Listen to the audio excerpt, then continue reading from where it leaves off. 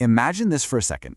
A town mayor gets slapped with a guilty verdict on 16 counts of graft and corruption. He is looking at decades in prison. The whole thing seems pretty open and shut, right? Well, that's what everyone thought, until the case reached the nation's highest court. And in a pretty stunning turn of events, everything changed. Today, we are going to unpack a really fascinating legal reversal that gets right to the heart of a crucial distinction in the law, the difference between just breaking a rule and actually committing a crime. Okay, so let's get right into the thick of it. We're talking about the 2022 Supreme Court case, People v. Cerezo. And this slide right here, it shows you the wild contrast that's at the center of this story. On the left, you have the Sandiganbayan, that's the anti-graft court, coming down hard with a guilty verdict on 16 counts. And the penalty? A potential 40-year prison sentence and a lifetime ban from holding public office. But then, look at the right side. You see the Supreme Court looked at the exact same facts, the same situation, and came to the complete opposite conclusion: acquitted. And that, right there, is the huge question we're diving into. How in the world does a conviction on 16 different charges of corruption just dissolve at the highest level? Well, the answer isn't about disputing the facts of what happened. It all comes down to a critical detail of criminal law called the burden of proof. So, to really get why the Supreme Court made this call, we have to start at the beginning. Let's look at the facts of the case that nobody, not the prosecution, not the defense, disagreed on. Okay, so here's the rundown of what everyone agrees took place. Lorenzo Cerezo was the mayor. His town needed some heavy equipment, so they entered into 21 different lease contracts. Now here's the kicker. Every single one of those 21 contracts went to a company owned by just one guy, Edwin Castillo. And, this is the really crucial part, none of these contracts went through the legally required public bidding process. Now, on the surface, that looks bad, right? It smells a lot like a classic case of an official playing favorites. But here is where criminal law gets tricky. Something looking bad isn't the same as proving a crime. You know, for the prosecution, there's a huge canyon between showing that a situation looks suspicious and actually proving, beyond a reasonable doubt, that a specific crime was committed. So this is the key point. Breaking a rule, even a really important one, like the procurement law that says you have to have public bidding, doesn't automatically equal committing the crime of graft.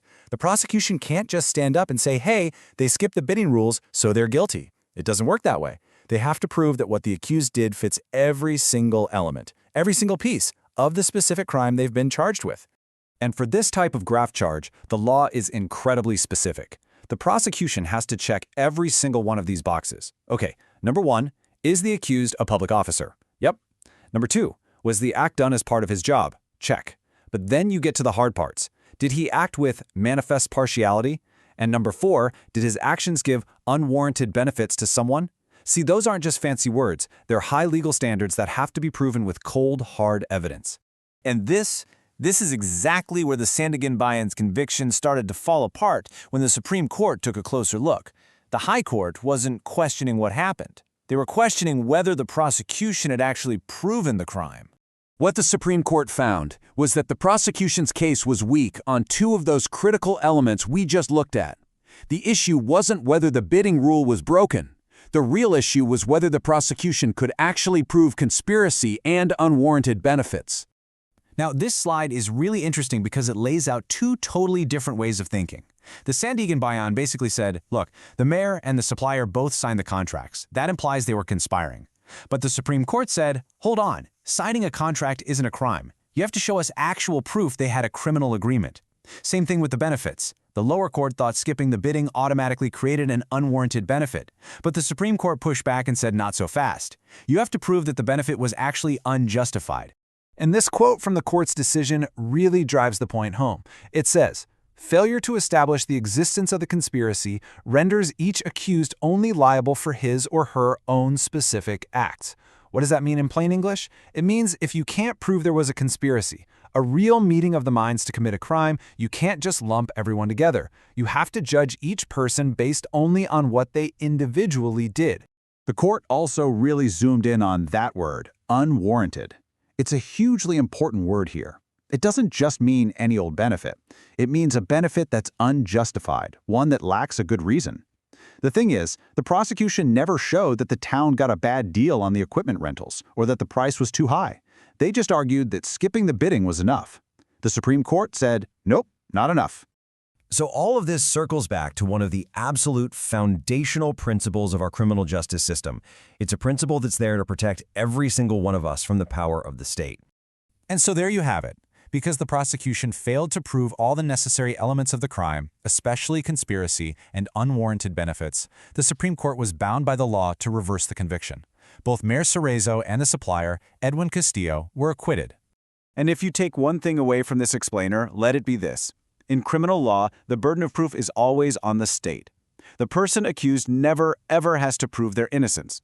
And that burden is the highest one there is, proof beyond a reasonable doubt. As we saw so clearly in this case, if the prosecution fails to prove even one single element of the crime, the entire case has to fail. That's not a technicality, that's a fundamental protection for every citizen. So, this whole case leaves us with a really important question to think about. We know the mayor was acquitted, legally because the super high standard for a criminal conviction just wasn't met. But we also know that public bidding laws were in fact broken. And that forces us to ask, where do we as a society draw the line between a mistake, a procedural error, and an actual criminal act? It's a tough question, and the answer is right at the core of what public trust and accountability are all about.